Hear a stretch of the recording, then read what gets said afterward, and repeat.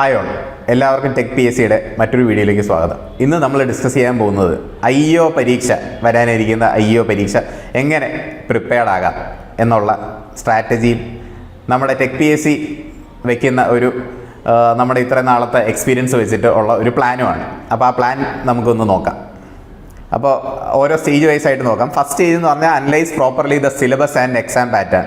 നമ്മൾ മൊത്തം സിലബസ് കണ്ട് ആദ്യം ഡൗൺലോഡ് ചെയ്യുക, അത് നോക്കി മനസ്സിലാക്കുക. നമുക്ക് സംബന്ധിച്ചിടത്തോളം 6 ടോപ്പിക്സ് ആയിട്ട് ഡിവൈഡ് ചെയ്തിട്ടുണ്ട് പല എഞ്ചിനീയറിംഗ് സ്ട്രീമിൽ നിന്ന്. അപ്പോൾ അതൊക്കെ ഒന്ന് നോക്കി വയ്ക്കുക, പരീക്ഷയുടെ പാറ്റേൺ എന്താണെന്നുള്ളത് നോക്കുക.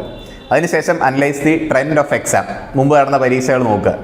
അപ്പോൾ ഏതൊക്കെ ടോപ്പിക്സിന് എത്രമാത്രം ഇമ്പോർട്ടൻസ് കൊടുത്തു, എത്രമാത്രം ടഫായിട്ടാണ് ക്വസ്റ്റ്യൻസ് വരുന്നത് എന്നുള്ളതൊക്കെ നമുക്ക് ആ ക്വസ്റ്റ്യൻസ് മുമ്പ് നടന്ന പരീക്ഷകൾ നോക്കുമ്പോൾ മനസ്സിലാകും.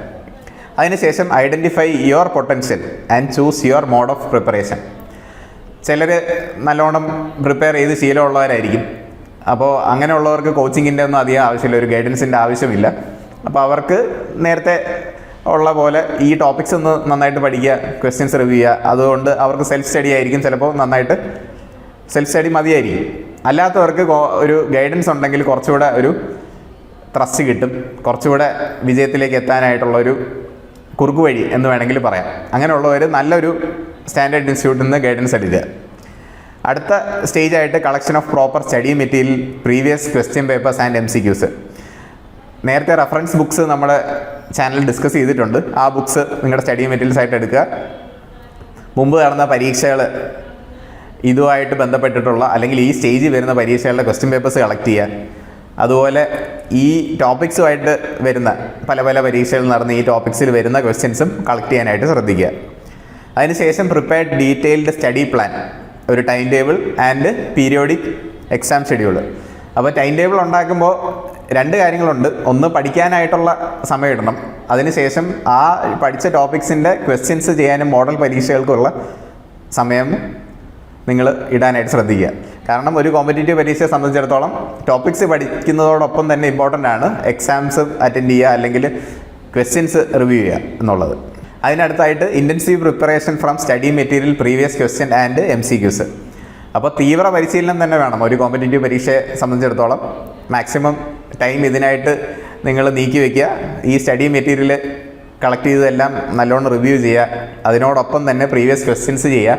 മാക്സിമം MCQസും റിവ്യൂ ചെയ്യുക. അതിനുശേഷം പീരിയോഡിക് ടോപ്പിക് വൈസ് എക്സാംസ്. അതായത് നിങ്ങൾ എല്ലാ ടോപ്പിക്കും കഴിഞ്ഞതിന് ശേഷം പരീക്ഷ അല്ലെങ്കിൽ ക്വസ്റ്റ്യൻസ് ചെയ്യാം എന്നുള്ള രീതിയിൽ പോകരുത്.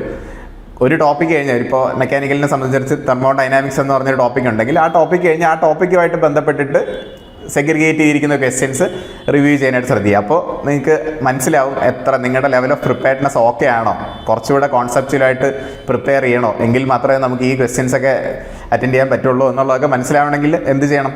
ടോപ്പിക് വൈസ് ടെസ്റ്റ് എടുക്കുക തന്നെ വേണം.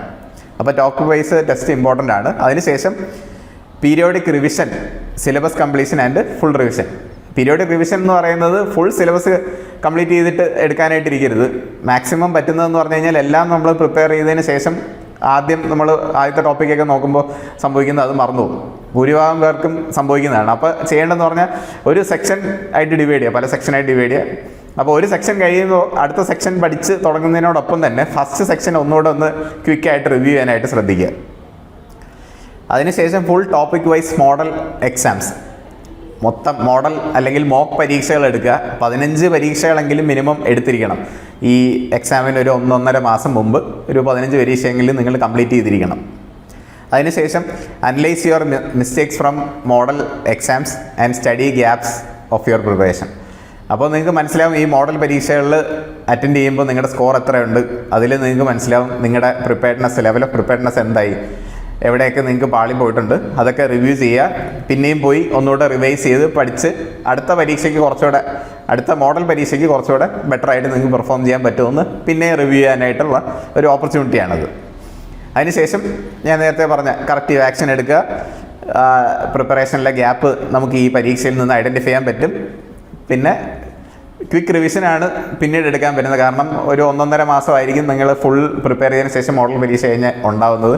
ആ ഒരു മാസം കൊണ്ട് നമുക്ക് ഫുൾ നേരത്തെ പറഞ്ഞ പോലെ സിലബസ് ഫുൾ റിവ്യൂ ചെയ്യാൻ പറ്റിയെന്ന് വരില്ല. അതുകൊണ്ട് ക്വിക്ക് റിവിഷൻസ് എടുക്കുക.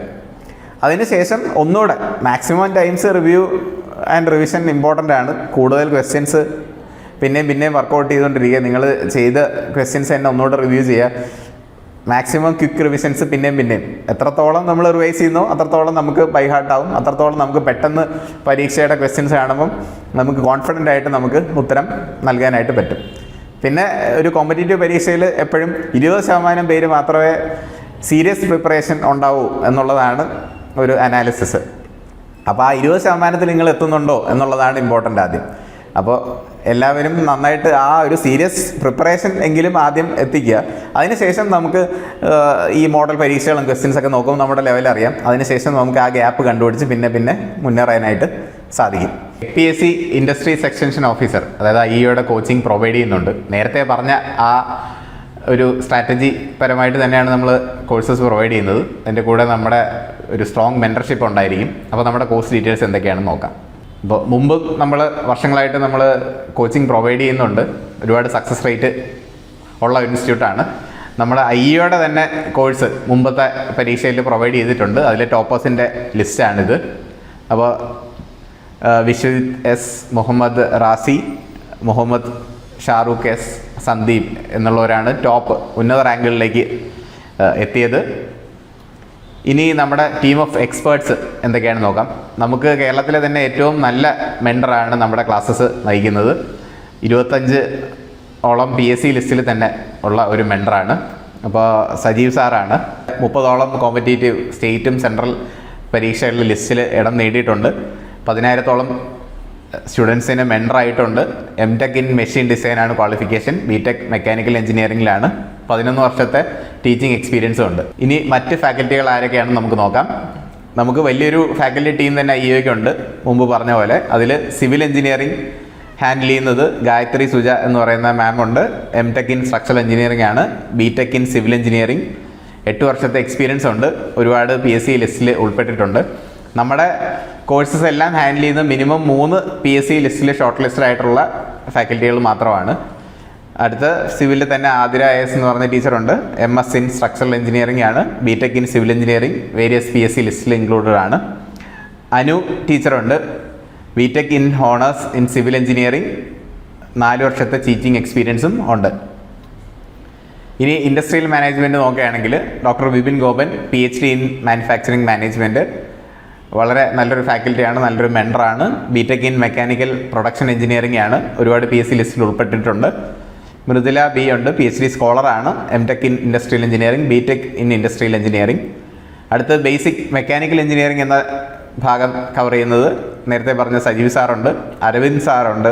ME in engineering design, BTech mechanical engineering. 10 വർഷത്തെ ടീച്ചിങ് എക്സ്പീരിയൻസ് ഉണ്ട്. ഒരുപാട് PSC ലിസ്റ്റിലും ഇൻക്ലൂഡഡ് ആണ്. അപ്പോൾ ഇതുവരെയുള്ള പ്രൊഫൈൽസ് നോക്കുമ്പോൾ തന്നെ നിങ്ങൾക്കറിയാം എല്ലാം സബ്ജക്റ്റ് എക്സ്പേർട്സ് ആണ്. അതത് സബ്ജക്റ്റിൽ എക്സ്പീരിയൻസും ക്വാളിഫിക്കേഷനും ഉള്ളവർ മാത്രമാണ് ആ സബ്ജക്ട്സ് നമ്മുടെ ടെക് PSCയിൽ ഹാൻഡിൽ ചെയ്യുന്നത്. Rakesh Chandra MTech in manufacturing engineering, BTech in mechanical engineering. 8 വർഷത്തെ ടീച്ചിങ് എക്സ്പീരിയൻസ് ഉണ്ട്. വേരിയസ് PSC ലിസ്റ്റിലും ഇൻക്ലൂഡഡ് ആണ്. ഇലക്ട്രിക്കൽ എഞ്ചിനീയറിൽ ആർച്ച P ലാലുണ്ട്. PhD navigation, BTech electrical and electronics. വേരിയസ് PSC ലിസ്റ്റിലുണ്ട്. ഭരത് സാറുണ്ട്. MTech ഇൻ ഇലക്ട്രിക്കലാണ്. BTech also in electrical. 6 വർഷത്തെ ടീച്ചിങ് എക്സ്പീരിയൻസ് ഉണ്ട്. വേരിയസ് PSC ലിസ്റ്റിലും ഇൻക്ലൂഡഡ് ആണ്. ഇലക്ട്രോണിക്സ് എഞ്ചിനീയറിംഗിൽ അപർണ ടീച്ചറുണ്ട്. MTech in signal processing, BTech in electronics and communication engineering. 6 വർഷത്തെ ടീച്ചിങ് എക്സ്പീരിയൻസ് ഉണ്ട്. വേരിയസ് PSC ലിസ്റ്റിൽ ഇൻക്ലൂഡഡ് ആണ്. അജിന ടീച്ചറുണ്ട്. MTech in signal processing, BTech in electronics and communication engineering. 6 വർഷത്തെ ടീച്ചിങ് എക്സ്പീരിയൻസ് ഉണ്ട്. നൂറ മാം ഉണ്ട്. MTech in cyber forensics and information security, BTech in electronics and communication engineering. 8 വർഷത്തെ teaching experience ഉണ്ട്. അശ്വതി ടീച്ചറുണ്ട്. MTech in applied electronics and communication system, BTech in electronics and communication. 6 വർഷത്തെ teaching experience ഉണ്ട്. Computer science നോക്കുകയാണെങ്കിൽ Viji ma'am ഉണ്ട്. MTech in network engineering, BTech in computer science and engineering.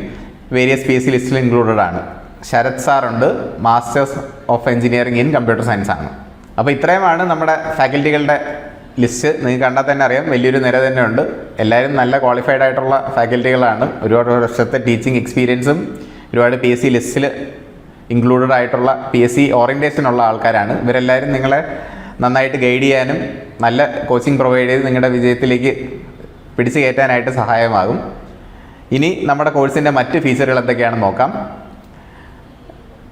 നമുക്ക് PDF capsule notes നമ്മുടെ കോഴ്സിൽ provide ചെയ്യും. പിന്നെ റെക്കോർഡായിട്ട് നമ്മുടെ ക്ലാസ്സസ് എല്ലാം കിട്ടും. ലൈവ് ഇൻറ്ററാക്ഷൻ ഉണ്ട്. നമ്മുടെ കോഴ്സുകളെല്ലാം നമ്മുടെ തന്നെ ആപ്ലിക്കേഷനിലൂടെയാണ് ലഭിക്കുന്നത്. അത് എല്ലാ ഡിവൈസിലും നമുക്ക് യൂസ് ചെയ്യാൻ പറ്റും. പ്ലേ സ്റ്റോറിലും ആപ്പ് സ്റ്റോറിലും നമ്മുടെ ആപ്പ് അവൈലബിൾ ആണ്. ഡൗട്ട് ക്ലിയറൻസ് ആൻഡ് മെൻറ്റർഷിപ്പ് ഉണ്ട്. പിന്നെ ടോപ്പിക് വൈസ് MCQs കിട്ടും. ഓരോ ടോപ്പിക്ക് കഴിയുമ്പോൾ അതത് ടോപ്പിക്കുമായിട്ട് ബന്ധപ്പെട്ടുള്ള ക്വസ്റ്റ്യൻസ് പ്രാക്ടീസ് ചെയ്യാൻ പറ്റും. പിന്നെ മോഡൽ പരീക്ഷകളുണ്ട്. ഇൻ്റർവ്യൂ വൺസ് നിങ്ങൾ എക്സാം ക്ലിയർ ചെയ്ത് കഴിഞ്ഞാൽ ഇൻ്റർവ്യൂ ഗൈഡൻസും ഈ കോഴ്സിനോടൊപ്പം തന്നെ നിങ്ങൾക്ക് അവൈൽ ചെയ്യാവുന്നതാണ്. ഇപ്പോൾ നമ്മുടെ 3ാമത്തെ ബാച്ചാണ് ഇപ്പോൾ ഫില്ലായിക്കൊണ്ടിരിക്കുന്നത്. മെയ് 10 അത് സ്റ്റാർട്ടാവാൻ പോവുകയാണ്. അഡ്മിഷൻ നടന്നുകൊണ്ടിരിക്കുകയാണ്.